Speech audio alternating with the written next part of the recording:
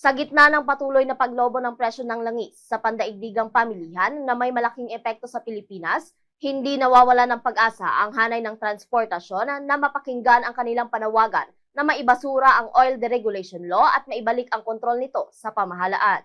Iginiit na pagkakaisa ng mga samahan ng chopper at operator nationwide o Piston President Modi Floranda na kung mananatili pa rin sa pribadong oil companies ang kontrol sa presyo ng langis, lalong tataas ito dahil sa una pa lamang na pagputok ng gyera sa gitna ng Estados Unidos at Israel laban sa Iran ay sinamantala na ito ng mga naglalakihang oil companies sa bansa na kahit buffer stock ang ipinagbibili ay inihanay na ang presyo nito sa pandaigdigang pamilihan.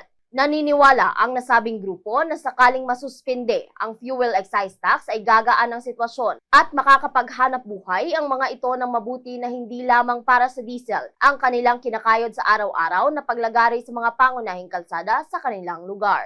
Kaya sinasabi na natin, matagal na natin para magkaroon ng kontrol ng gobyerno, ay dapat talagang ibasura na itong oil deregulation law, no? Dahil ito ay ito yung nagbibigay laya sa mga malalaking kumpanya na langis na sila na lamang yung nagtatakda ng pagtaas at pagbaba ng presyo.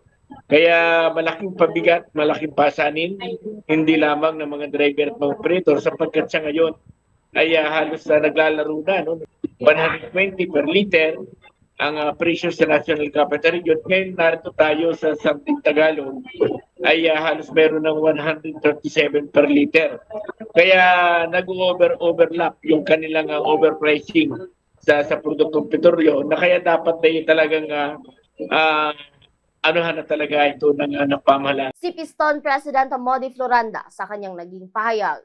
Mula rito sa Bombo, Radyo Kalibo. Bombo Ashley May Pamaos nag-uulat and this is Bombo Radyo Philippines, the #1 and most trusted source in news and information.